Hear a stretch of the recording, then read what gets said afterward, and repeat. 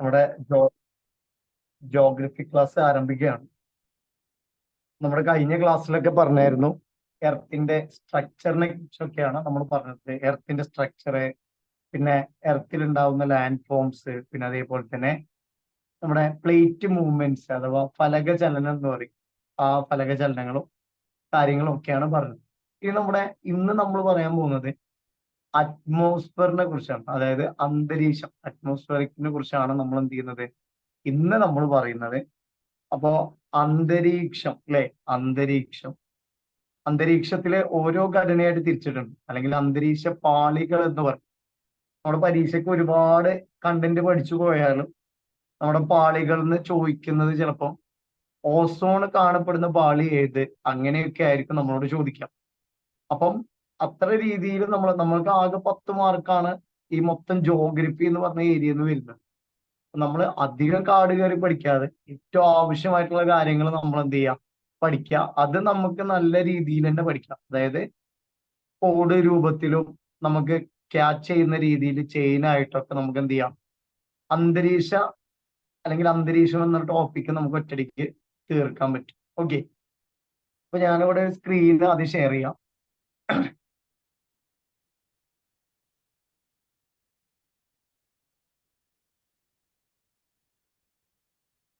Okay, നമ്മുടെ അറ്റ്മോസ്ഫിയറിക്കിനെ, അതായത് atmospheric layers എന്ത് ചെയ്തിട്ടുണ്ട്, കുറച്ചായിട്ട് തിരിച്ചിട്ടുണ്ട് അല്ലെ. അതിലൊന്നാണ് ട്രോപ്പോസ്ഫിയർ. എന്താണ് ട്രോപ്പോസ്ഫിയർ? അതിൽ ഒന്നാമത്തതാണ് ട്രോപ്പോസ്ഫിയർ. Okay, troposphere. പിന്നെ വരുന്നത് സ്ട്രാറ്റോസ്ഫിയർ ആണ്. സ്ട്രാറ്റോസ്ഫിയർ. അപ്പൊ ട്രോപ്പോസ്ഫിയർ, സ്ട്രാറ്റോസ്ഫിയർ, താഴേന്ന് മുകളിലോട്ട് പോവുകയാണ് കേട്ടോ, അങ്ങനെയാണ് കരുതേണ്ടത്. Troposphere, stratosphere, mesosphere. അടുത്ത് വരുന്ന ലെയർ മുകളിലോട്ട് വരികയാണ് കേട്ടോ. അടുത്ത് വരുന്ന ലെയർ ആണ് മിസോസ്ഫിയർ. അടുത്തത് വരുന്നതാണ് തെർമോസ്ഫിയർ. എന്താണ് തെർമോസ്ഫിയർ? അതേപോലെ തന്നെ ഒരു ലെയറും കൂടിയുണ്ട്, എക്സോസ്ഫിയർ. പക്ഷെ പരീക്ഷയ്ക്കൊന്നും നമ്മൾ എവിടെയും കാണാറൊന്നുമില്ല. എക്സോസ്ഫിയർ എന്ന് പറഞ്ഞിട്ട് ഒരു ലെയറും കൂടി വരുന്നുണ്ട് കേട്ടോ, എക്സോസ്ഫിയർ. അപ്പൊ ഞാൻ ഒന്നുകൂടി പറഞ്ഞുതരാം.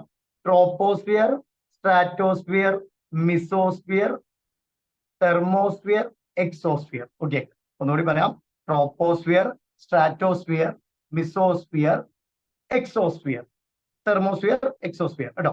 അതിൽ ട്രോപ്പോസ്ഫിയറിന്റെ ഇതിന്റെ ഈ ഹൈറ്റ് വരുന്നത് പരീക്ഷയ്ക്ക് ചോദിച്ചിട്ടുണ്ട് കേട്ടോ. അപ്പൊ 0 to 11 കിലോമീറ്റർ ആണ്. അതായത് നമ്മുടെ ഭൗമോപരിതലത്തിൽ നിന്ന് 0 to 11 കിലോമീറ്റർ ആണ് ഇതിന്റെ ഹൈറ്റ് വരുന്നത്, ട്രോപ്പോസ്ഫിയറിന്റെ 0 to 11 കേട്ടോ. ഇനി സ്ട്രാറ്റോസ്ഫിയർ വരുന്നത് 11 to 50 കിലോമീറ്റർ ആണ്. 11 to 50 കിലോമീറ്റർ, 11 to 50 കിലോമീറ്ററും. മിസോസ്ഫിയർ വരുന്നത് 50 to 85 ആണ്, 50 to 85ഉം.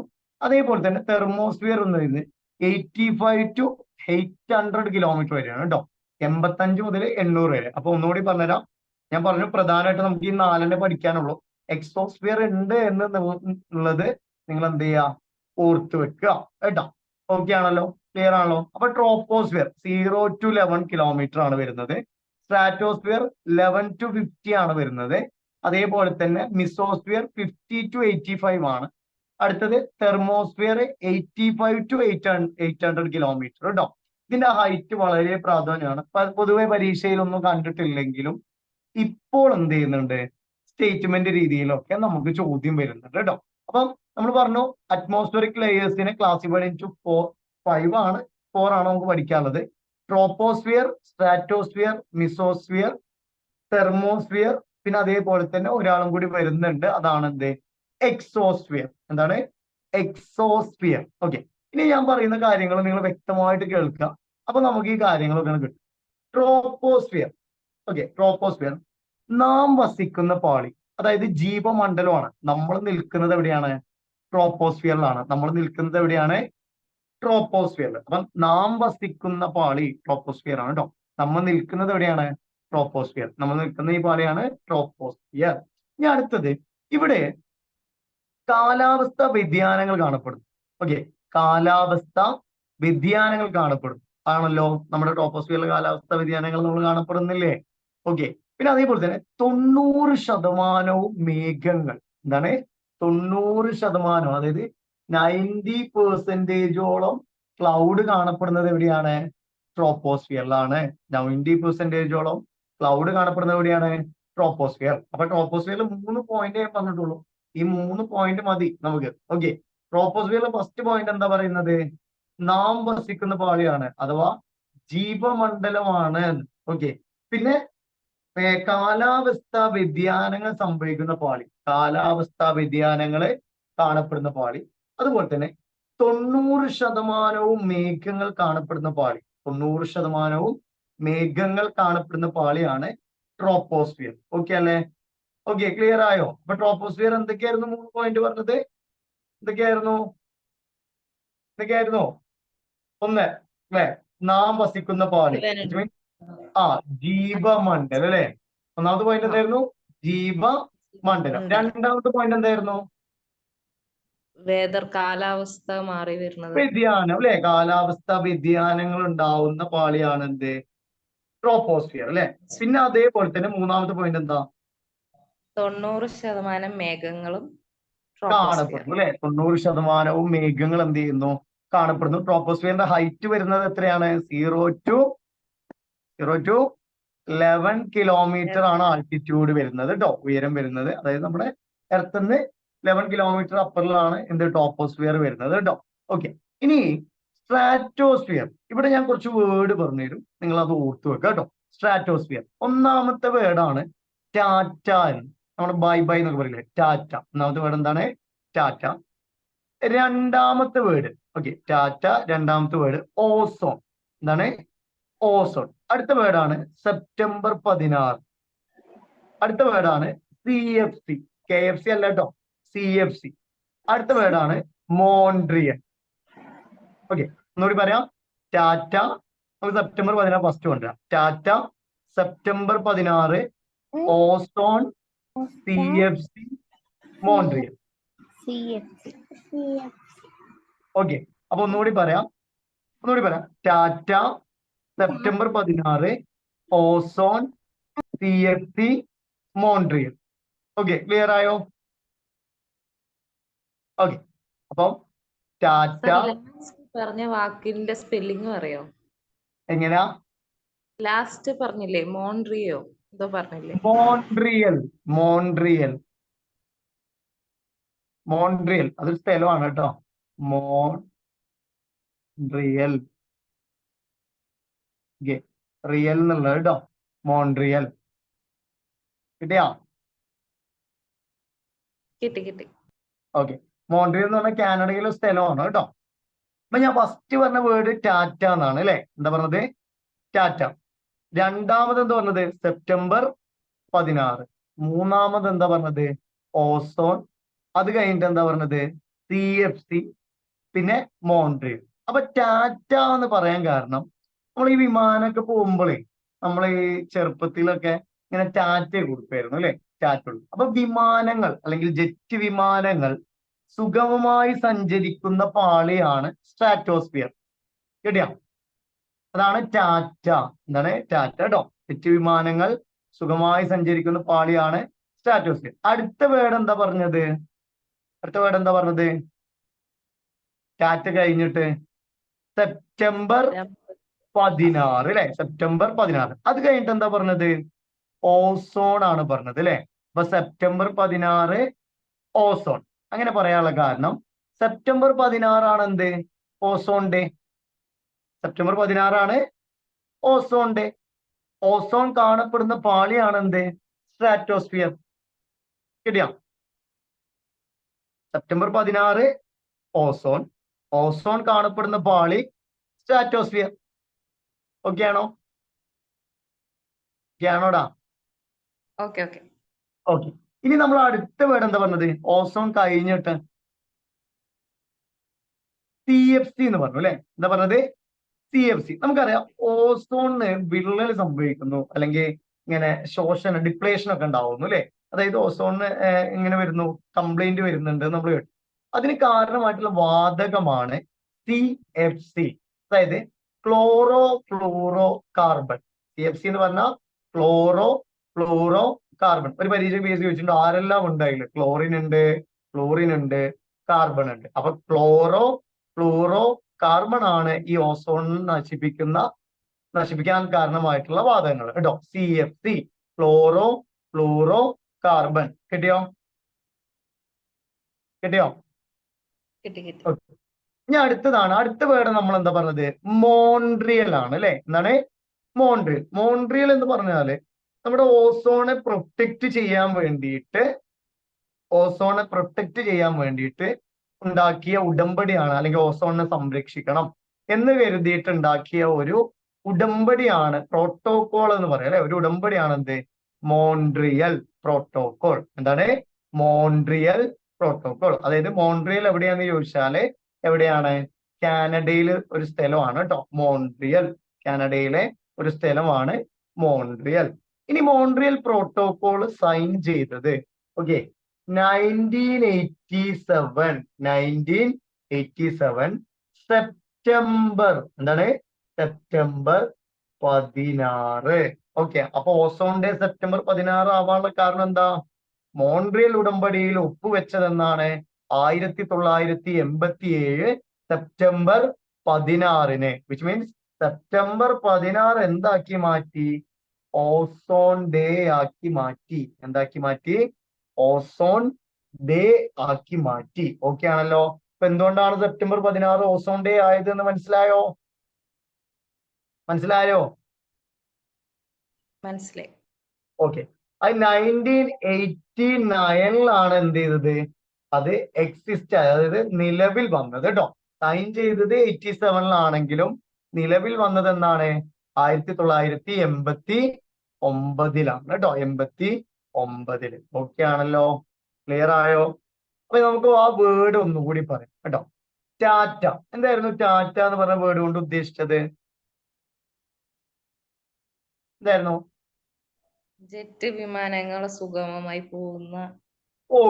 അത് കഴിഞ്ഞിട്ട് നമ്മൾ സെപ്റ്റംബർ 16 പറഞ്ഞു അല്ലെ? എന്താ സെപ്റ്റംബർ 16? ഓസോൺ ദിനം.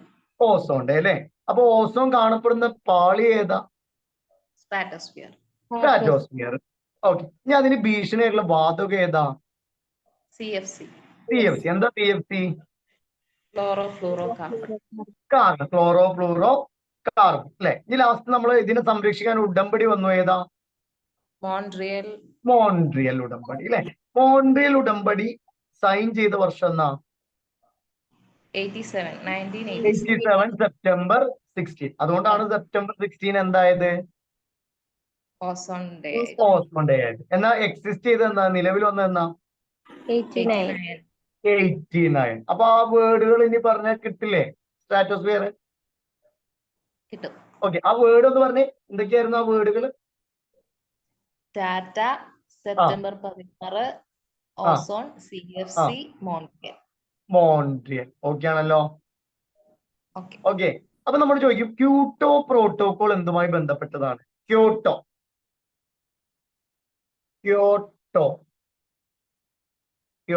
ജപ്പാനിലെ സ്ഥലമാണ് ക്യോട്ടോ. ക്യോട്ടോ പ്രോട്ടോകോൾ എന്തുമായി ബന്ധപ്പെട്ടതാണ്?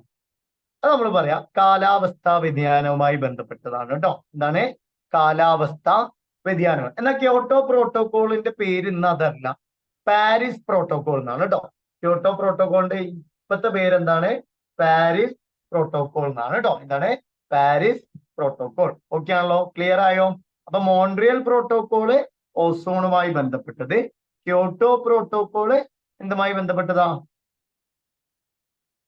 കാലാവസ്ഥാ വ്യതിയാനം കേട്ടോ. പിന്നെ PSC ചോദിച്ചിരുന്നു ക്യോട്ടോ പ്രോട്ടോകോൾ ആദ്യമായിട്ട് പുറത്തുപോയ രാജ്യം?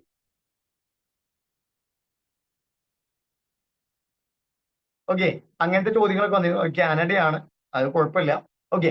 ഇപ്പം ആ ചോദ്യങ്ങളൊന്നും ആണല്ലോ, പണ്ട് നമ്മുടെ വൺ വേർഡ് ക്വസ്റ്റ്യൻ അല്ലെങ്കിൽ ഒബ്ജക്റ്റീവ് ടൈപ്പ് ക്വസ്റ്റ്യൻ ചോദിച്ച സമയത്തുള്ള ചോദ്യങ്ങളാണ് കേട്ടോ. ഓക്കെ അല്ലെ? റെഡി. അപ്പൊ സ്ട്രാറ്റോസ്ഫിയർ കിട്ടിയോ? ക്ലിയർ ആണോ? ഇനി അടുത്തതാണ് മിസോസ്ഫിയർ. എന്താണ്? മിസോസ്ഫിയറിന്റെ പ്രത്യേകത എന്ന് വെച്ചാല് തണുത്ത പാളിയാണ്. മിസോസ്ഫിയറിൽ എന്താണ്? ഊഷ്മാവ് അല്ലെങ്കിൽ ടെമ്പറേച്ചർ എന്താണ്?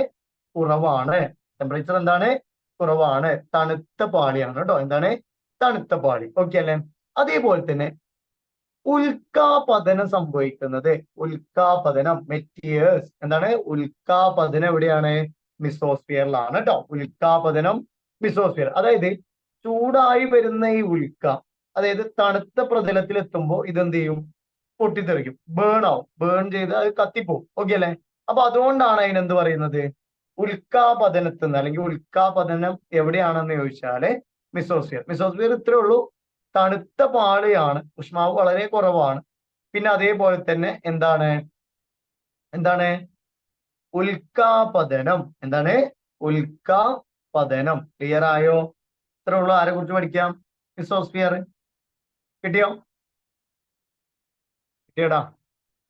കിട്ടി. ഓക്കെ. ഇനി അടുത്തതാണ് തെർമോസ്ഫിയർ. ആളെ പേരിൽ തന്നെ ഉണ്ട് ആളെ സ്വഭാവം എന്താണ്? തെർമോസ്ഫിയർ എന്തായിരിക്കും? തെർമോസ്ഫിയർ ചൂട് കൂടുതലാണ് അല്ലെ? എന്താണ്? ചൂട് കൂടിയ പാളിയാണ്. അതേപോലെ തന്നെ തെർമോസ്ഫിയറിന്റെ താഴ്ന്ന ഭാഗമാണ് അയണോസ്ഫിയർ. തെർമോസ്ഫിയറിന്റെ താഴ്ന്ന ഭാഗം ഏതാ? അയണോസ്ഫിയർ. തെർമോസ്ഫിയറിന്റെ താഴ്ന്ന ഭാഗം അയണോസ്ഫിയർ. അയണോസ്ഫിയറിലൂടെയാണ് നമ്മുടെ കമ്മ്യൂണിക്കേഷൻ ആവശ്യമായിട്ടുള്ള റേഡിയോ തരംഗങ്ങൾ കടന്നു പോകുന്നത്. അപ്പം വാർത്താവിനിമയത്തിന് ആവശ്യമായിട്ടുള്ള റേഡിയോ തരംഗങ്ങൾ കടന്നു പോകുന്ന പാളി ഏതാന്ന് ചോദിച്ചാൽ തെർമോസ്ഫിയർ ആണ്. തെർമോസ്ഫിയർ ഓപ്ഷൻ ഇല്ലെങ്കിൽ ആരുണ്ടാവും? അയണോസ്ഫിയർ. അപ്പൊ അയണോസ്ഫിയർ ആരുടെ ഭാഗമാണ്? തെർമോസ്ഫിയറിന്റെ ഭാഗമാണ്. തെർമോസ്ഫിയറിന്റെ താഴ്ന്ന ഭാഗമാണ് എന്ത്? അയണോസ്ഫിയർ. ക്ലിയർ ആയോ? കിട്ടിയോടാ? ക്ലിയർ ആയി. ഓക്കെ. അപ്പൊ നമ്മള് എന്താ പറഞ്ഞത് തെർമോസ്ഫിയറിനെ കുറിച്ച്? ചൂട് കൂടുതലുള്ള ചൂട് കൂടുതലാണ്. തെർമോസ്ഫിയറിന്റെ താഴ്ന്ന ഭാഗം അയണോസ്ഫിയർ. അയണോസ്ഫിയർ എന്തിനാ യൂസ് ചെയ്യുന്നത്? റേഡിയേഷൻസ് ഒക്കെ അതായത് അതെ, ഇലക്ട്രോമാഗ്നറ്റ്, അതായത് എന്താണ് വിനിമയത്തിന് ആവശ്യമായിട്ടുള്ള തരംഗങ്ങളൊക്കെ പാസ് ചെയ്യുന്നതാണ് ഇതിലൂടെ അയണോസ്ഫിയർ. അപ്പൊ വാർത്താവിനിമയത്തിന് സഹായിക്കുന്ന പാളി ഏതാ? ഇപ്പൊ അടുത്ത പരീക്ഷയ്ക്ക് ചോദിച്ചതാ. തെർമോസ്ഫിയർ. പക്ഷെ അയണോസ്ഫിയർ എടുത്തു പറയുന്നുണ്ടെങ്കിൽ നമ്മൾ എന്ത് ചെയ്യണം? അയണോസ്ഫിയർ കൊടുക്കണം. ഓക്കെ അല്ലെ? ഇത്രയാണ് നമുക്ക് 4 പാളികളിൽ നിന്ന് പഠിക്കാനുള്ളത്. ഓക്കെ ആണല്ലോ? ക്ലിയർ ആണോ? ഓക്കെ. ഇതിന്റെ ഉള്ളിൽ നിന്ന് ഈ സർക്കിളിൽ നിന്ന് നമ്മളോട് ചോദിക്കുള്ളൂ. ക്ലിയർ ആയോ? ഇപ്പൊ അടുത്ത് നമ്മുടെ എസ്ഐന്റെ ലെവൽ ക്വസ്റ്റ്യൻ പേപ്പറിൽ വന്നതാണ് ഓസോൺ ഡേ എന്നാണ്. എന്നാ ഓസോൺ ഡേ? സെപ്റ്റംബർ 16. എന്തുകൊണ്ടാണ് സെപ്റ്റംബർ 16 ഓസോൺ ഡേ ആയത്? മോൺട്രിയൽ പ്രോട്ടോകോൾ സൈൻ ചെയ്തത് 1987 സെപ്റ്റംബർ 16-നാണ്. ഓക്കെ അല്ലേ മക്കളെ? ക്ലിയർ ആയോ? വളരെ സിമ്പിൾ ആയിട്ട് നമുക്ക് പഠിക്കാവുന്നതേ ഉള്ളൂ. അപ്പൊ ഏതൊക്കെ പാളികളാണ് പറഞ്ഞത്? Troposphere, stratosphere, mesosphere, thermosphere. ഒരാളും കൂടി ഉണ്ട്, ഒരു പാളിയും കൂടി ഉണ്ട്. അതിന്റെ പേരെന്താ? അയണോസ്ഫിയർ ആണോ? എക്സോസ്ഫിയർ. എന്താണ്? എക്സോസ്ഫിയർ. ഓക്കെ ആണല്ലോ? ക്ലിയർ ആണോ? അപ്പൊ ഇത്രയാണ് നമുക്ക് അറ്റ്മോസ്ഫിയറിക് ലെയറിനെ കുറിച്ച് പഠിക്കാനുള്ളത്. ഓക്കെ. ഊഷ്മാവ് കൂടുതൽ ഏത് പാളിക്കാം? തെർമോസ്ഫിയർ. ഉൽക്കാപതനം എവിടെയാ? തെർമോസ്ഫിയർ ആണോ ഊഷ്മാവ് കൂടുതൽ? അതെ. ആണോ? ടെമ്പറേച്ചർ കൂടുതലുള്ളത് ഏറ്റവും ചൂട് കൂടുതൽ എവിടെയാ? എക്സോസ്ഫിയറിലായിരിക്കും. അല്ല, തെർമോസ്ഫിയറിനല്ലേ. ഇങ്ങനെ ചോദിക്കുമ്പോ മാറ്റണോ? ഓക്കെ. തെർമോസ്ഫിയറിനല്ലേ. ഞാൻ ഒരു ക്വസ്റ്റ്യനും കൂടി എടുത്തു ചോദിച്ചപ്പോ നിങ്ങൾ അത് മാറ്റിയോ? അപ്പൊ തെർമോസ്ഫിയർ ആണ് ചൂട് ഏറ്റവും കൂടുതൽ അല്ലേ? എന്നാ ഊഷ്മാവ് ഏറ്റവും കുറവ് എവിടെയാ? മിസോസ്ഫിയർ. ഉൽക്കാപതനം എവിടെയാ? റേഡിയോ തരംഗങ്ങൾ കടന്നു പോകുന്നത് ഏതിലൂടെയാ? അല്ല, എടുത്തു പറയും. അയണോസ്ഫിയർ. ഓക്കെ അല്ലെ? കാലാവസ്ഥാ വ്യതിയാനം എവിടെയാ? ട്രോപ്പോസ്ഫിയർ. ഓസോൺ കാണുന്ന പാളി ഏതാ? സ്ട്രാറ്റോസ്ഫിയർ. ഓക്കെ. 90% മേഘങ്ങൾ കാണപ്പെടുന്ന പാളിയോ? ട്രോപ്പോസ്ഫിയർ. ഓക്കെ. അപ്പൊ ഈ ഏരിയ ക്ലിയർ ആണല്ലോ? ക്ലിയർ അല്ലേ? ഓക്കെ. ഇത് നമ്മുടെ സിലബസിൽ അടുത്ത് പറയുന്നത് റോക്സിനെ കുറിച്ചാണ്. Type of rocks. Okay. Rock എന്താണ് നമ്മുടെ റോക്കിനെ കുറിച്ചുള്ള പഠനം? എന്തായിരിക്കും റോക്കിനെ കുറിച്ചുള്ള പഠനം? ഓക്കെ, ഒരു ക്വസ്റ്റ്യൻ ചോദിക്കാം, സിമ്പിൾ ക്വസ്റ്റ്യൻ. എന്താണ് നമ്മുടെ പെട്രോളിയം എന്നുള്ള വാക്ക് കേട്ടിട്ടില്ലേ? പെട്രോളിയം. ഹലോ. കേട്ടിട്ടുണ്ട്. ആ, പെട്രോളിയത്തിന്റെ മലയാളം എന്താ? അല്ലെ, അതൊരു ചോദ്യമല്ലേ, പെട്രോളിയത്തിന്റെ മലയാളം? പെട്രോളിയം എന്ന് പറഞ്ഞാൽ ഇംഗ്ലീഷ് വേർഡാ, പറയാൻ പറ്റുമോ?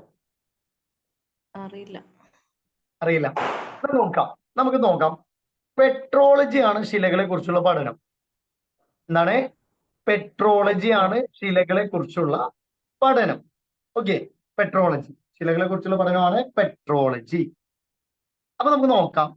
പെട്രോ എന്ന് പറഞ്ഞ പാറ എന്നാണ്, പാറ അല്ലെങ്കിൽ റോക്ക് എന്നാണ് അർത്ഥം വരുന്നത്. ഓക്കെ, ശില. അപ്പൊ പെട്രോളിയം, ഓലിയം എന്ന് പറഞ്ഞ തൈലം എന്നാണ്. അപ്പൊ പെട്രോളിയത്തിന്റെ മലയാളമാണ് ശിലാതൈലം. എന്താണ്? ശിലാതൈലം. PSC ചോദിച്ചതാണ്.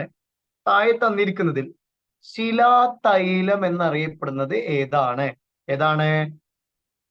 ഏതായിരിക്കൂടാ ശിലാതൈലം? പെട്രോളിയം. അപ്പൊ പെട്രോളിയത്തിന്റെ മലയാളം എന്താ? ശിലാതൈലം. ഏതാണ്? ശിലാതൈലം. ഓക്കെ ആണോ? പെട്രോളിയത്തിന്റെ മലയാളം ശിലാതൈലം. കിട്ടിയോ? കിട്ടി. അപ്പൊ ശിലകളെ കുറിച്ചുള്ള പഠനം എന്താ? പെട്രോളജി. പെട്രോളജി. അപ്പൊ നമുക്ക് പ്രധാനമായിട്ട് 3 ശിലകളെ കുറിച്ചാണ് പറയേണ്ടത്. ഒന്നാണ് ഇഗ്നേഷ്യസ് റോക്ക് അഥവാ ആഗ്നേയശില. ആഗ്നേയ ശില, ഇഗ്നേഷ്യസ് റോക്ക് കേട്ടോ. രണ്ടാമത്തതാണ് സെഡിമെന്ററി റോക്സ്, അവസാദശില. എന്താണ്? അവസാദശില. മൂന്നാമത്തതാണ് മെറ്റമോർഫിക് റോക്ക്, കായാന്തരിത ശില. അപ്പം ഒന്നാമത്തത് ആഗ്നേയശില, രണ്ടാമത്തത് അവസാദശില, മൂന്നാമത്തത് മെറ്റമോർഫിക് എന്ന് പറഞ്ഞാൽ കായാന്തരിത ശില.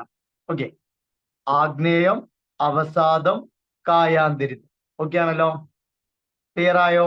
3 ശിലകളെ കിട്ടിയോ മക്കളെ? മെറ്റമോർഫിക്കിന്റെ മലയാളം കായാന്തരിത ശില. കായാന്തരിത ശില. ഓക്കെ ആണോ? ശരി. ഓക്കെ, ഞാൻ ഓരോ ശിലകളെ കുറിച്ച് പറഞ്ഞു കേട്ടോ. ഒന്നാമത്തതാണ് ആഗ്നേയശില. ആഗ്നേയ ശില കേട്ടോളൂ. ശിലാദ്രവം. ശിലാദ്രവം മീൻസ് ലാവ, മാഗ്മ കേട്ടോ, ഭൂമിന്റെ അടിയിൽ നിന്ന് വരുന്നതാണ്. ശിലാദ്രവം ഭൗമോപരിതലത്തിൽ വെച്ച് തണുത്തുറഞ്ഞുണ്ടാവുന്ന ശിലയാണ് ആഗ്നേയശില. വളരെ സിമ്പിൾ ആയിട്ട് ഞാൻ പറഞ്ഞുതരാം. ശിലാദ്രവം ഭൗമോപരിതലത്തിലെത്തും, അത് നമ്മുടെ വായുമായി ചേർന്നിട്ട് തണുത്തുറഞ്ഞുണ്ടാവുന്ന ശിലയാണ് ആഗ്നേയശില. കിട്ടിയോ?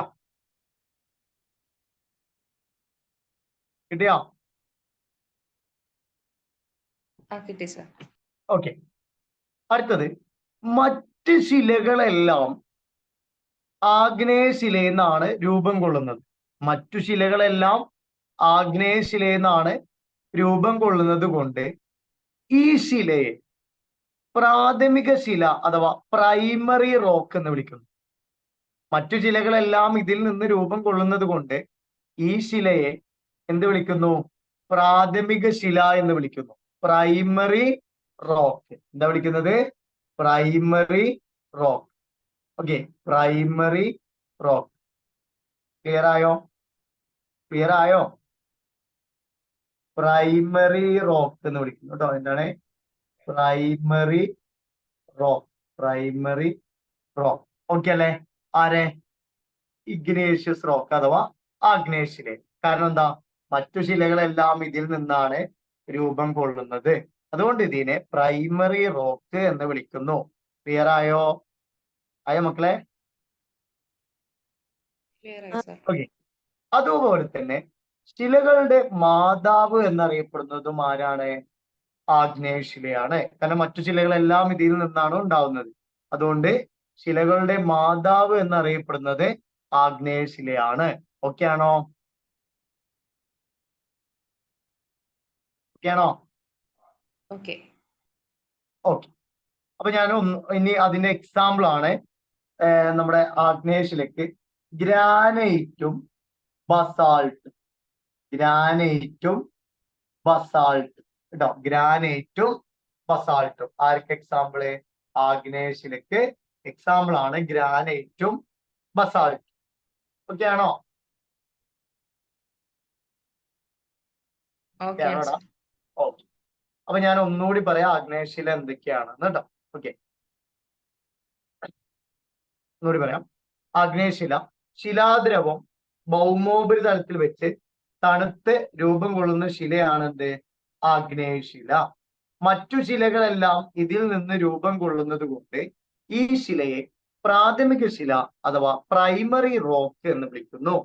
ഓക്കെ, അതുകൊണ്ട് ഈ ശില അറിയപ്പെടുന്നു ശിലകളുടെ മാതാവ്. എന്താണ്? ശിലകളുടെ മാതാവ്. ഇതിന് എക്സാമ്പിൾ ആണ് ഗ്രാനൈറ്റും ബസാൾട്ടും. ഗ്രാനൈറ്റും ബസാൾട്ടും. ഓക്കെ, അപ്പൊ ആഗ്നേയശില കിട്ടിയോ? കിട്ടിയോ? കിട്ടി സാർ. ഓക്കെ, ഇനി നമ്മൾ അടുത്തത് പറയാൻ പോകുന്നത് അവസാദശിലയാണ്. എന്താണ്? അവസാദശില. ഈ താഴെ കാണുന്ന രണ്ട് ശിലയും ഏതിന്നാ രൂപം കൊള്ളുന്നത്? ആഗ്നേയശിലയെന്നാണ് രൂപം കൊള്ളുന്നത്. ഓക്കെ, താഴെ തന്നിരിക്കുന്ന രണ്ട് ശിലകളും ഏതിനാ രൂപം കൊണ്ടത്? ആഗ്നേയശിലയെന്നാണ് കേട്ടോ. ഓക്കെ, അപ്പൊ നമുക്കിവിടെ ഒരു 3 വാക്ക് അറിയണം കേട്ടോ. ഒരു 3 വാക്ക് ഞാൻ പറഞ്ഞുതരാം. ഒന്നാമത്തെ വേർഡാണ് അപക്ഷയം. എന്താണ്? അപക്ഷയം. ഒന്നാമത്തെ വേർഡ് അപക്ഷയം. രണ്ടാമത്തെ വേർഡ് അപരദനം. മൂന്നാമത്തെ വേർഡ് നിക്ഷേപണം. അപക്ഷയം, അപരദനം, നിക്ഷേപണം. ഇതിൽ പ്രധാനമായിട്ട് നമ്മൾ ഓർത്തു വെക്കേണ്ടത് അപക്ഷയമാണ് കേട്ടോ. അപക്ഷയം, അപരദനം, നിക്ഷേപണം. 3 വേർഡാണ്. അതിൽ ഒന്നാമത്തതാണ് അപക്ഷയം. അപക്ഷയം എന്ന് പറഞ്ഞാല് ഒരു ശില രാസപരമോ ഭൗതികപരമോ ജൈവികപരവുമായി പൊടിയുന്നതിനെയാണ് അപക്ഷയം എന്ന് പറയുന്നത്. ഒരു ശില രാസപരമോ ഭൗതികപരമോ ജൈവികപരവുമായി പൊടിയുന്നതിനെയാണ് അപക്ഷയം എന്ന് പറയാം. അപക്ഷയത്തിന് ഇംഗ്ലീഷില് വെതറിങ് എന്നാ പറയാം. വെതർ അല്ല, വെതറിങ് അപക്ഷയം. ഓക്കെ, ഇപ്പൊ ഒരു ശിലയില് ഒരു തൂണില് ഞാൻ കല്ലുകൊണ്ട് ഇങ്ങനെ അടിക്കുകയാണെങ്കിൽ ആ തൂണിന്റെ ഭാഗങ്ങൾ പൊടിഞ്ഞു ചാടും, ഇല്ലേ? പൊടിഞ്ഞു ചാടൂലേ? ഓക്കെ, ആ പൊടിഞ്ഞു ചാടുന്ന വസ്തു, അവിടെ ചാടുന്ന ആ ഒരു വേസ്റ്റ് ആണ് അവസാദം, സെഡിമെന്റ്സ്. അവസാദം കിട്ടിയോ? സെഡിമെന്റ്സ്. അപ്പൊ രാസപരം എന്ന് പറഞ്ഞാല് നമ്മുടെ കാർബൺ ഡൈ ഓക്സൈഡ് അങ്ങനെ ഇതിലൊക്കെയുള്ള മാറ്റത്തിലാണ് രാസപരം എന്ന് പറയാം. ഭൗതികപരമായിട്ട് എന്ന് പറഞ്ഞാല് ഇപ്പൊ ഒഴുകുന്ന വെള്ളം, കാറ്റ്, തിരമാല അടിച്ചിട്ട് ഓക്കെ, അങ്ങനെയൊക്കെ ശില എന്ത് ചെയ്യുക? പൊടിയുക. പിന്നെ ജൈവിക എന്ന് പറഞ്ഞാൽ മരങ്ങളുടെ വേര്, സസ്യജന്തുജാലങ്ങൾ ചത്ത് ചേർന്നിച്ചൊക്കെ ഉള്ളതാണ് ജൈവിക അപക്ഷയം. അപ്പം രാസപരം, ഭൗതികപരം, ജൈവികപരമായ ഒരു ശില പൊടിയുന്നതിനെയാണ് നമ്മൾ എന്ത് പറയാ? അപക്ഷയം എന്ന് പറയാം. അപ്പൊ അപക്ഷയം സംഭവിച്ചപ്പോൾ അവിടെ ഒരു വേസ്റ്റ് ഫോം ചെയ്തു. അതിന് നമ്മൾ അവസാദങ്ങൾ എന്ന് പറയാം, സെഡിമെന്റ്സ് എന്ന് പറയാം. ഈ അവസാദങ്ങൾ അവിടുന്ന് മറ്റൊരു സ്ഥലത്തേക്ക് വഹിച്ചു കൊണ്ടുപോകുകയാണെങ്കിൽ അതിനെ അപരദനം എന്ന് പറയും. അതിനാണ് ഇറോഷൻ എന്ന് പറയാം. അപരദനം, ഇറോഷൻ. അപ്പൊ അവസാദങ്ങൾ വഹിച്ചു കൊണ്ടുപോകുന്നതിനെ അപരദനം. ഇനി അതൊരു പ്രദേശത്ത് അല്ലെങ്കിൽ ഒരു സ്ഥലത്ത് കൂട്ടിവെക്കുന്നതിന് നിക്ഷേപണം എന്ന് പറയുന്നു. കൂട്ടിവെക്കുന്നതിന് നിക്ഷേപണം എന്ന് പറയുന്നു. കിട്ടിയോ? ഒരു എക്സാമ്പിൾ പറഞ്ഞുതരാം. നമ്മുടെ വീട്ടിൽ നിന്ന് നമ്മുടെ കയ്യിൽ നിന്ന് ഒരു ഗ്ലാസ് പൊട്ടി. ഓക്കെ, ഗ്ലാസ് പൊടിഞ്ഞു എന്നാണ് അപക്ഷയം സംഭവിച്ചു ഗ്ലാസ്സിന്. അപ്പൊ അവിടെ അവസാദങ്ങൾ, കുപ്പിച്ചില്ലുകൾ അവിടെ താഴെ ഉണ്ട്. അത് അവസാദങ്ങളാണ്. ഈ കുപ്പിച്ചില്ല് ഞാടെങ്കിലും കാലിൽ കയറാതെ വെക്കാൻ വേണ്ടിയിട്ട് നമ്മൾ എന്ത് ചെയ്യും? അടിച്ചു വാരി എടുക്കുന്നു. അത് അപരദനം. അടിച്ചു വാരി നമ്മൾ അത് എടുത്തത് അപരദനം. എന്താണ്? അപരദനം, ഇറോഷൻ. ഇനി ആ അടിച്ചുവാരി കുപ്പിച്ചില്ല് നമ്മൾ ഒരു സ്ഥലത്ത് കൊണ്ടുപോയി കൂട്ടി വെക്കും. ആരും ചെല്ലാത്ത സ്ഥലത്തേക്ക് കൊണ്ടുപോയി നമ്മൾ കൂട്ടി വെക്കും. അതാണ് എന്ത്? നിക്ഷേപണം. കിട്ടിയോ? കിട്ടിയോ? കിട്ടി കിട്ടിയോടാ? സാർ. ഓക്കെ. അപ്പൊ അപക്ഷയം അപരിതൻ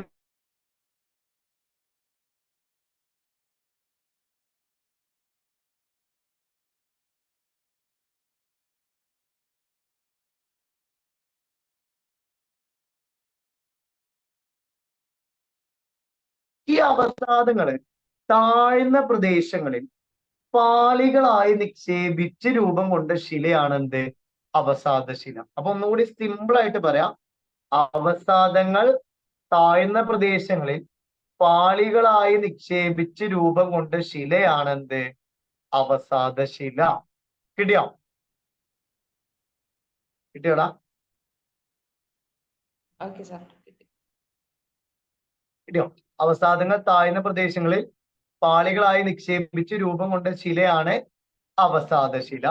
അപ്പൊ പാളികളായി നിക്ഷേപിച്ചത് കൊണ്ട് നമ്മുടെ അവസാദശിലക്ക്, സെഡിമെന്ററി റോക്കിന് ഒരു പേരുണ്ട്. അതാണ് എന്ത്?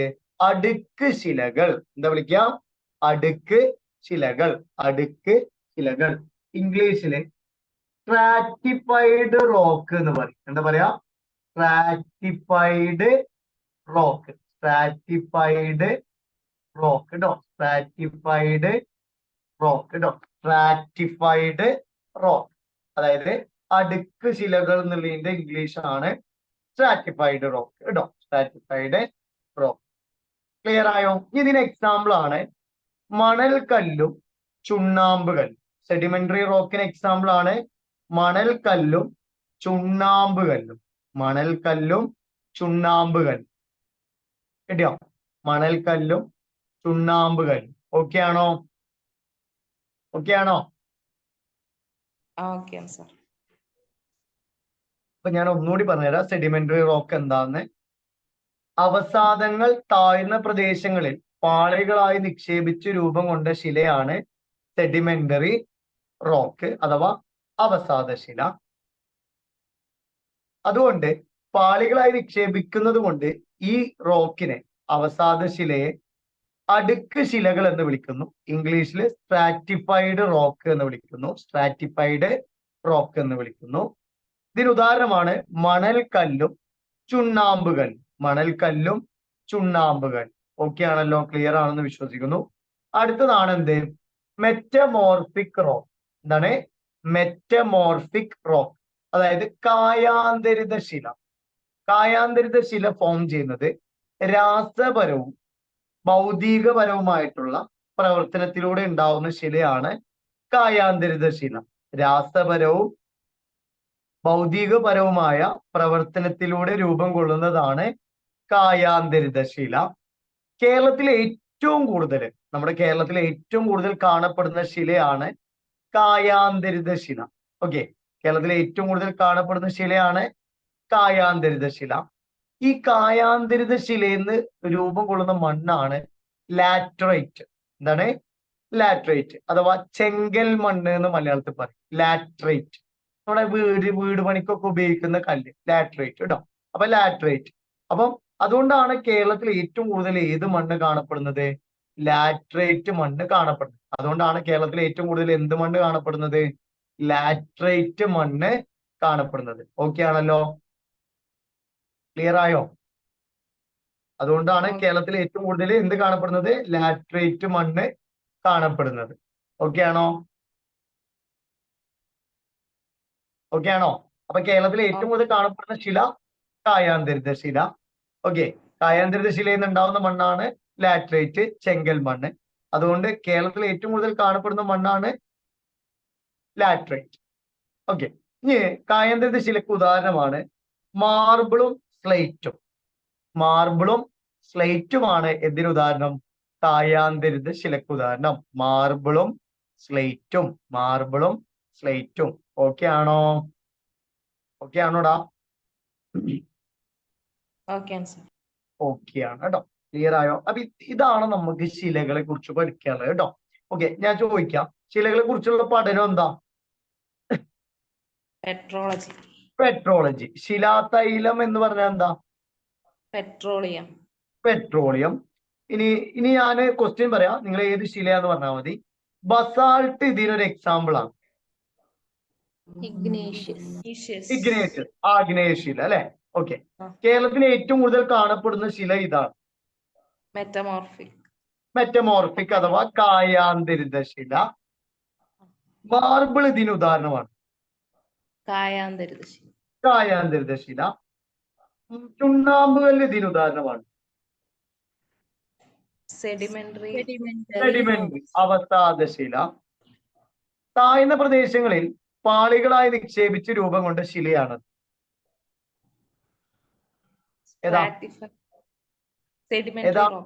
Sedimentary rock. ഈ ശിലയെ അടുക്ക് ശില എന്ന് വിളിക്കുന്നു. ഏതാണ്? സ്ട്രാറ്റിഫൈഡ് റോക്ക് അഥവാ അവസാദശില അല്ലെ. ശിലാദ്രവം ഭൗമോപരിതലത്തിൽ വെച്ച് തണുത്തുറഞ്ഞുണ്ടായ ശിലയാണ്. ഏതാ? ആഗ്നേയശില അല്ലെ. ഗ്രാനൈറ്റ് ഇതിന് ഉദാഹരണമാണ്, ആഗ്നേയശില. ഓക്കെ ആണല്ലോ, ക്ലിയർ ആണോ? ഓക്കെ. കേരളത്തിൽ ഏറ്റവും കൂടുതൽ കാണപ്പെടുന്ന മണ്ണ് ഏതാ? ലാറ്ററൈറ്റ്. അതെന്താ അങ്ങനെ കാണാൻ കാരണം? മെറ്റമോർഫിക് റോക്കാണ് കേരളത്തില് ഏറ്റവും കൂടുതൽ ഉള്ളത്. ഓക്കെ ആണോ, ക്ലിയർ ആണോ? ഓക്കെ. അപ്പൊ ഇത്രയാണ് നമുക്ക് റോക്കിന്റെ കേസിൽ പഠിക്കാനുള്ളത് കേട്ടോ. ഓക്കെ. അപ്പൊ അടുക്ക് ശിലക്ക് എന്താ ഇംഗ്ലീഷ് പറയാം? സ്ട്രാറ്റിഫൈഡ്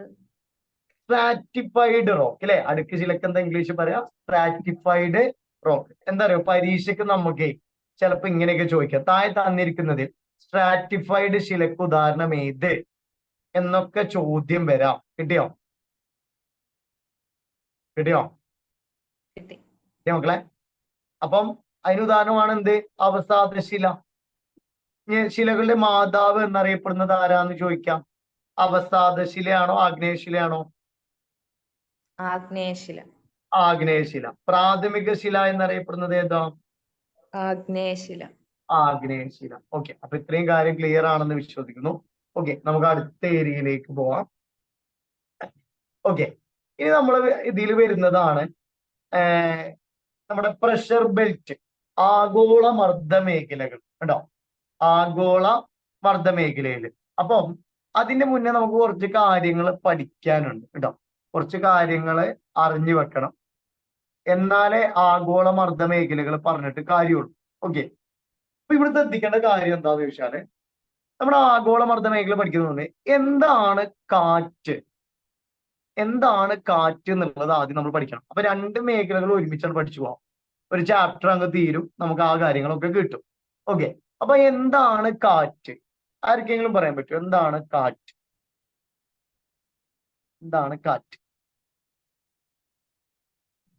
പറയാൻ പറ്റുമോ?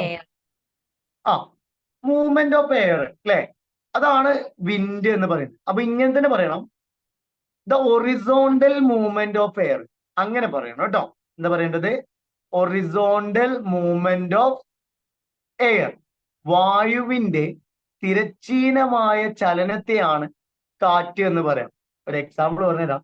നമ്മുടെ അയൽപക്കത്ത് ബിരിയാണി വെച്ചു, നമ്മൾ ഇങ്ങനെ അറിയും, വായുവിന്റെ തിരശ്ചീനമായ ചലനമാണ് എന്ത് നമ്മൾ അറിയിച്ചത് അല്ലെ. അപ്പൊ എന്താണ്? വായുവിന്റെ തിരശ്ചീനമായ ചലനമാണ് കാറ്റ്. ഓക്കെ. ഇനി നമ്മുടെ ചെലുത്തുന്ന ഭാരം, അതായത് വായുവിന്റെ ഭാരത്തെയാണ് അന്തരീക്ഷ മർദ്ദം എന്ന് വിളിക്കുന്നത്. എന്താ വിളിക്കുക? വായുവിന്റെ ഭാരത്തെ എന്ത് പറയും? അന്തരീക്ഷ മർദ്ദം. ഇംഗ്ലീഷിലെ അറ്റ്മോസ്ഫറിക് പ്രഷർ. എന്താണ്? Atmospheric pressure. ക്ലിയർ ആയോ? Atmospheric pressure. നമുക്ക് അതിനെ AP എന്ന് സൂചിപ്പിക്കാം. എന്താണ്?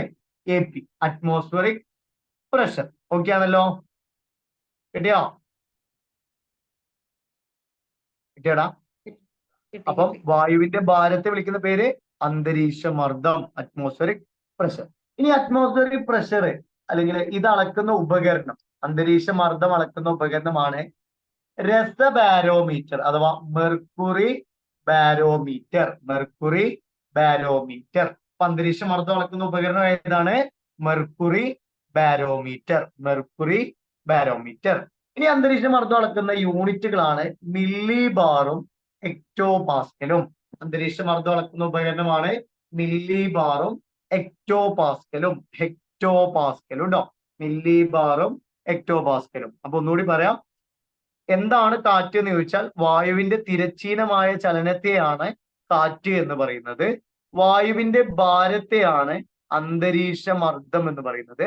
അന്തരീക്ഷ മർദ്ദം അളക്കുന്ന ഉപകരണമാണ് രസബാരോമീറ്റർ അഥവാ മെർക്കുറി ബാരോമീറ്റർ. അന്തരീക്ഷ മർദ്ദം അളക്കുന്ന യൂണിറ്റുകളാണ് മില്ലി ബാറും ഹെക്ടോ പാസ്കലും. മില്ലി ബാറും ഹെക്ടോ പാസ്കലും. ഓക്കെ, ക്ലിയർ ആണോ? ക്ലിയർ ആണോ? ക്ലിയർ ആണോടാ? ക്ലിയർ ആണ് സാർ. മില്ലി ബാറും ഹെക്ടോ പാസ്കലും. ഇനി ഇവിടെ ശ്രദ്ധിക്കേണ്ട കാര്യം എന്താന്ന് വെച്ചാല് നമ്മുടെ അന്തരീക്ഷ മർദ്ദത്തെ സ്വാധീനിക്കുന്ന ഘടകങ്ങളാണ്, ശ്രദ്ധിക്കുക, ഉയരം. എന്താണ്? ഉയരം. അന്തരീക്ഷ മർദ്ദത്തെ സ്വാധീനിക്കുന്ന ഘടകങ്ങളാണ് ഉയരം. ഒന്നെന്താണ്? ഉയരം. അടുത്തത് ഉയരം. അടുത്തത് താപം. എന്താണ്? താപം. ഉയരം, താപം, അതായത് ആൾട്ടിറ്റ്യൂഡും ടെമ്പറേച്ചറും. ലാസ്റ്റ് വണ്ണാണ് ആർദ്രത, ഹ്യൂമിഡിറ്റി. അപ്പൊ എല്ലാവരും നോക്കിയേ, ഉയരം, താപം, ആർദ്രത. ഉയരം, താപം, ആർദ്രത. കേട്ടോ? ക്ലിയർ ആയോ? ഉയരം, താപം, ആർദ്രത. കിട്ടിയോ? കിട്ടിയോ? കിട്ടിയോടാ? ഉയരം, താപം, ആർദ്രത. ഇനി ഇവിടെ ശ്രദ്ധിക്കാം, ഉയരം Sir. കൂടുന്തോറും ഈ ആർദ്രത എന്ന് വെച്ചാ ഹ്യൂമിഡിറ്റി ആണ്. ഹ്യൂമിഡിറ്റി. ആ, ആ, ഓക്കെ ഓക്കെ. അപ്പൊ ഉയരം, താപം, ആർദ്രത.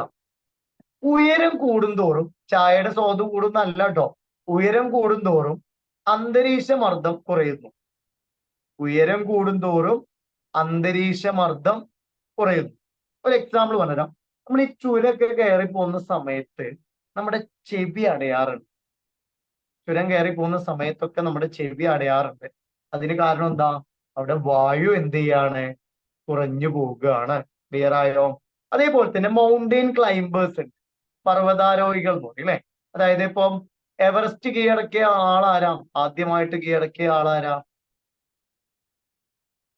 ആരെടാ? എഡ്മണ്ട് ഹിലാരിയാണ്. എഡ്മണ്ട് ഹിലാരി അല്ലെ. എഡ്മണ്ട് ഹിലാരി മൂന്നാമത്തെ വട്ടം കയറുമ്പോഴാണ് എവറസ്റ്റ് കീഴടക്കുന്നത്. ആദ്യത്തെ 2 വട്ടവും ശ്വാസം മുട്ടിയിട്ട് ആള് തിരിച്ചു പോരുകയാണ് ചെയ്തത്. മൂന്നാമത്തെ വട്ടമാണ് ആൾക്ക് കീഴടക്കാൻ പറ്റിയത്. അപ്പം ഉയരം കൂടുന്തോറും വായുവിന്റെ അളവ് കുറയാണ്. വിച്ച് മീൻസ് 10 മീറ്റർ ഉയരം കൂടുന്തോറും, എത്ര മീറ്റർ? 10 മീറ്റർ ഉയരം കൂടുന്തോറും ഒരു മില്ലി ബാറിൽ എന്ത് ചെയ്യാണ്? അന്തരീക്ഷ മർദ്ദം കുറയുകയാണ്. ഓക്കെ, 10 മീറ്റർ ഉയരം കൂടുന്തോറും 1 മില്ലി ബാർ അന്തരീക്ഷ മർദ്ദം കുറയാണ്. അങ്ങനെ വരുന്ന സമയത്ത് നമുക്ക് മനസ്സിലാക്കാം, പർവ്വതാരോഹികൾ എന്തുകൊണ്ടാണ് ഓക്സിജൻ സിലിണ്ടർ കൊണ്ട് പോകുന്നത്? എന്തുകൊണ്ടാ? എന്താ അതിന്റെ ഡെഫിനേഷൻ കൊടുക്കാൻ പറ്റുക? ഉയരം കൂടുന്തോറും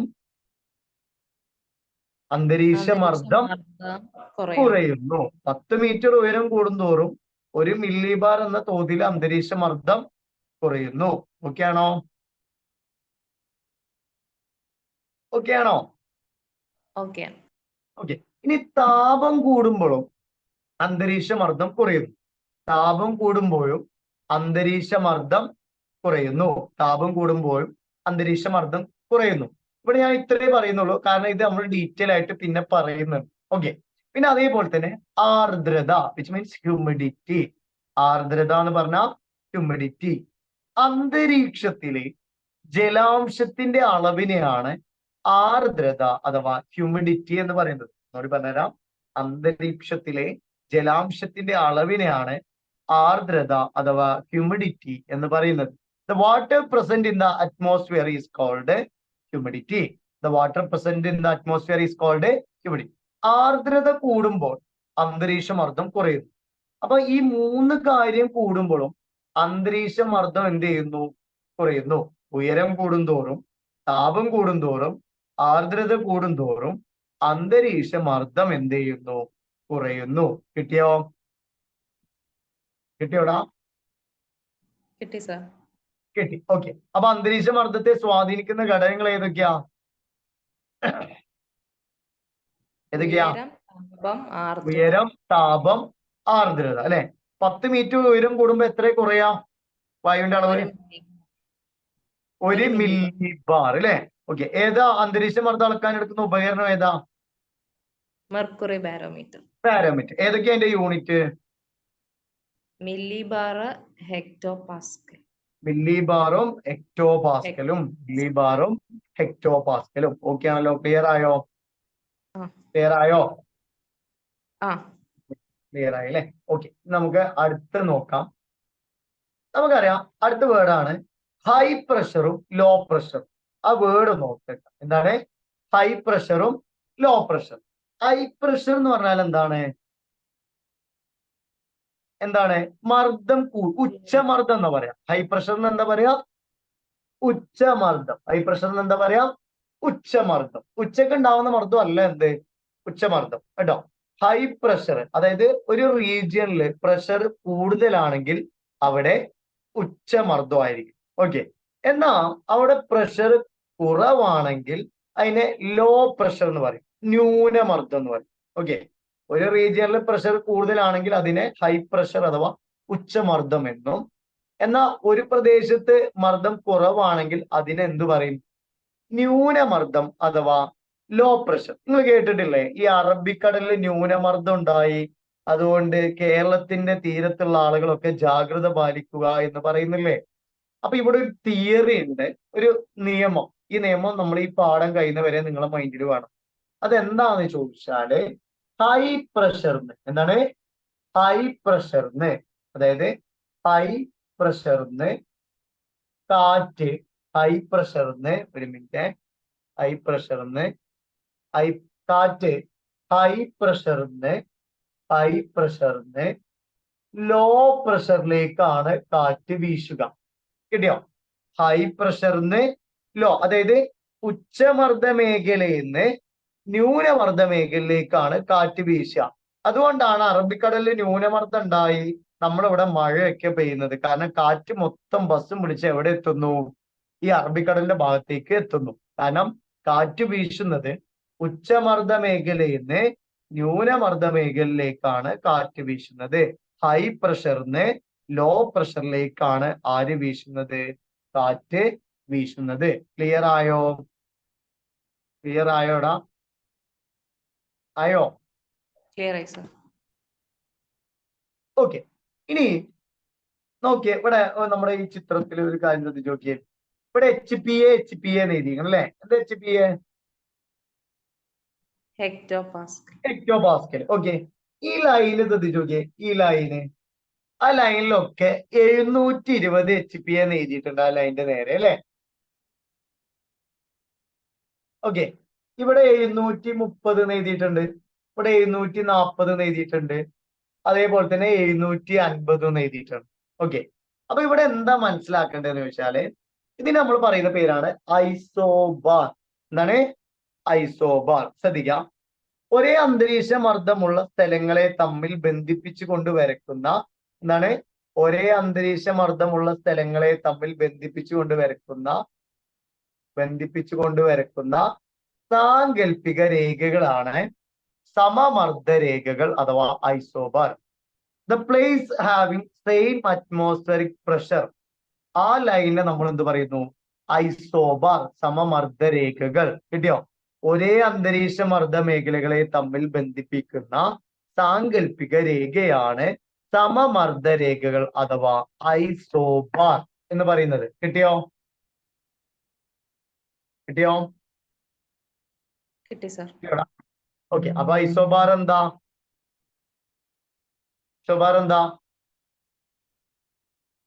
ഒരേ എയർ അറ്റ്മോസ്ഫിയറിക് പ്രഷർ ഉള്ള ഭാഗത്തിനെ കൂടിയിട്ട് ജോയിൻ ചെയ്ത് വരയ്ക്കണ വര ലൈനാണ് ഐസോബാർ. അപ്പൊ നോക്കിയേ, ഇപ്പൊ ഈ ലൈനില് നോക്കിയേ, ഈ ലൈനിൽ എല്ലായിടത്തും എന്തിനായിരിക്കും? 720 HP തന്നെ ആയിരിക്കും. ഇവിടെയൊക്കെ ആണെങ്കിലോ 730 ആയിരിക്കും. ഇവിടെ ഏത് ഭാഗം എടുത്താലും 740 ആയിരിക്കും. കിട്ടിയോ? ഞാൻ ചോദിക്കാം, രാത്രിയാണോ ഹൈ പ്രഷർ, ഡേ ആണോ ഹൈ പ്രഷർ?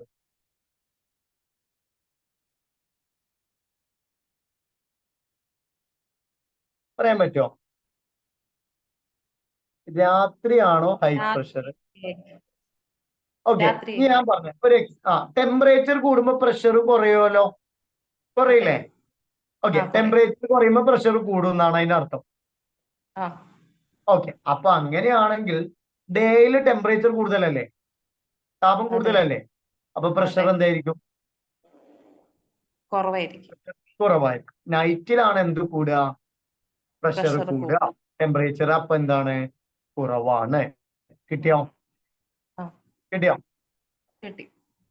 ഓക്കെ, അപ്പൊ നമ്മൾ ഇന്ന് പഠിച്ചത് ഒന്ന് അന്തരീക്ഷം, അറ്റ്മോസ്ഫറിക് ലെയർ പഠിച്ചു. പിന്നെ അത് കഴിഞ്ഞ് നമ്മൾ എന്ത് പഠിച്ചു? ശിലകൾ പഠിച്ചു. ഇപ്പൊ നമ്മൾ എന്ത് പഠിച്ചു? വിൻഡിന്റെ ചാപ്റ്റർ അല്ല, ഗ്ലോബൽ പ്രഷർ ബെൽറ്റ് ആണ്. അതിലേക്ക് നമ്മൾ എത്തണമെങ്കിൽ ഇത്രയും കാര്യങ്ങൾ അറിയണം. ഓക്കെ ആണല്ലോ? Okay sir. ഓക്കെ, അപ്പൊ ഇത്ര മതി കേട്ടോ. ഓക്കെ, ആ. ക്ലിയർ ആയോ? ക്ലിയർ ആയി സർ. ആയോ? ഓക്കെ Clear ആണല്ലോ? ആയി. ഓക്കെ, ആ അപ്പൊ അടുത്ത ക്ലാസ്സിൽ ഞാൻ ചോദിക്കും, അപ്പൊ പഠിച്ചു വരണം കേട്ടോ. Okay sir. Okay okay, thank you. Thank you sir.